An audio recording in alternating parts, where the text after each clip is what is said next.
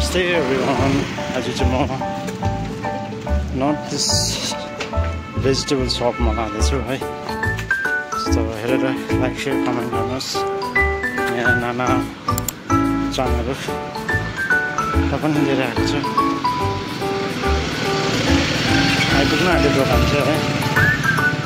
So भेजिटेबलहरू हामीले उता नर्थमा खाने भेजिटेबलहरू सबै पाउँछ। यहाँ म देखाउँछु।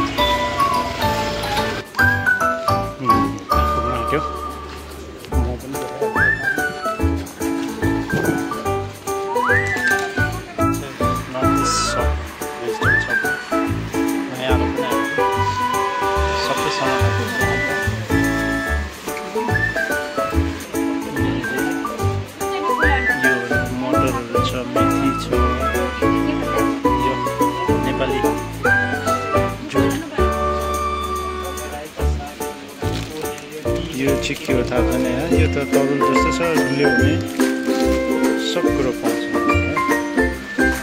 पिक्कलहरू सबै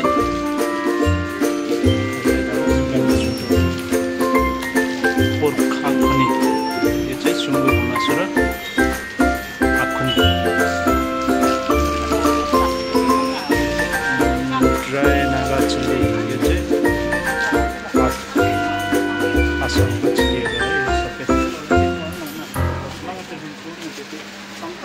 ब्याम्बू सुटको किङ चिल्ली, पिक्कलहरू सबै छ यहाँनिर। अरू देखाउँदैछु यो चाहिँ ड्राई किनेमा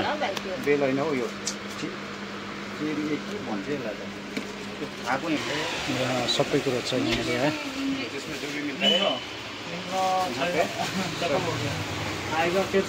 नर्थ इस्ट सप यहाँनिर सबै पाउँदो रहेछ है।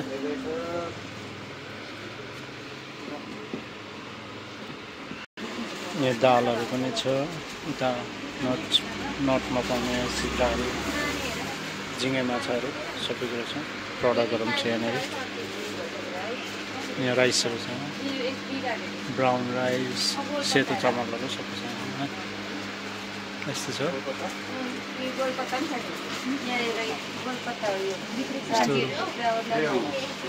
सबै कुरो पाइन्छ यहाँनिर है। रायो सागहरू,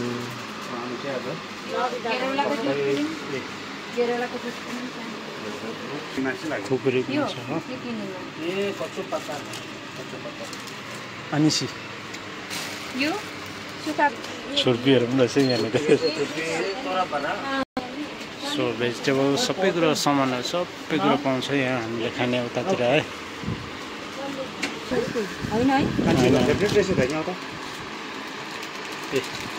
यसरी फ्रिजमा स्टक गरेर राखेको छ, किनभने मसरुमहरू और सुँगुर भी है, किङ चिल्लीहरू सबै छ। यो चाहिँ फ्रेस ब्याम्बू सुट है। फ्रेस ब्याम्बू सुट यस्तो हुन्छ गाइस। बिफ विथ अनिसी पिक्कल 200 रुपियाँ रहेछ।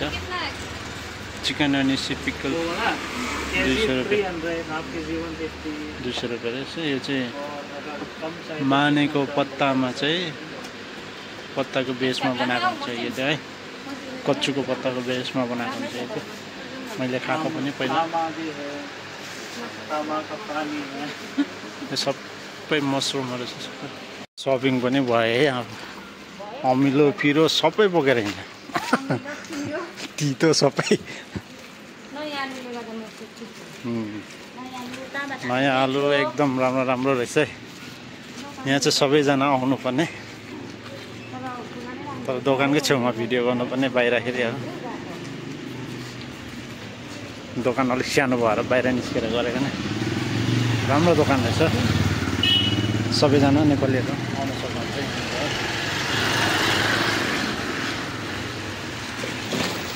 र हामी फर्किँदैछौँ।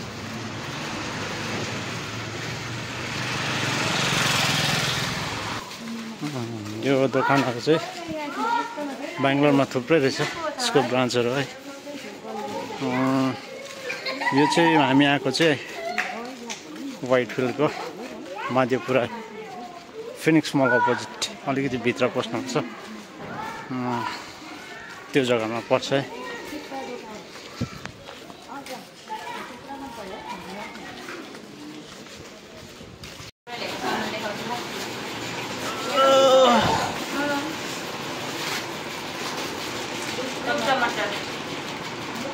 रुख टमाटर पनि ल्याएको यो चाहिँ हो ड्राई ब्याम्बो सुट सुकेको ताँबा अरे यस्तो हुन्छ। ढुकु पनि ढुकु कहाँ ढुकु यो त साह्रै सानो पनि हो। ढुकु पनि रहेछ यो त खान करेन्ट लाग्छ।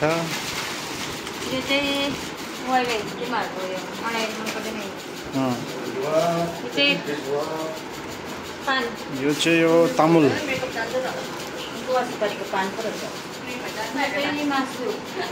लाङ्स्या है। अर्को के हो मस्याङको दाल मस्याङको दाल पनि रहेछ। नयाँ आलु नयाँ आलु दामी दामी एकदम राम्रो टेस्ट हुन्छ।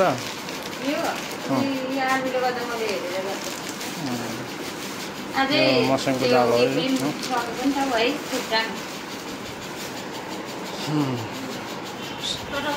दामी आज चाहिँ बेलुका दामी हुने।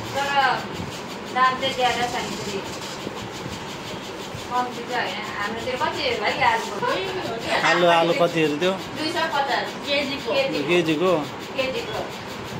50 रुपियाँ थप्यो भने त गोरुको मासु पो आउँछ त।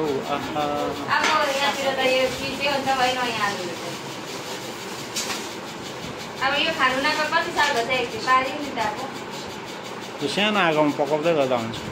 ट्रेनमा ल्याउनु पर्यो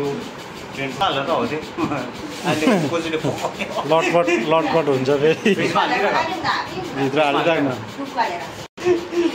मासु छोडेर घाँस खाने हो।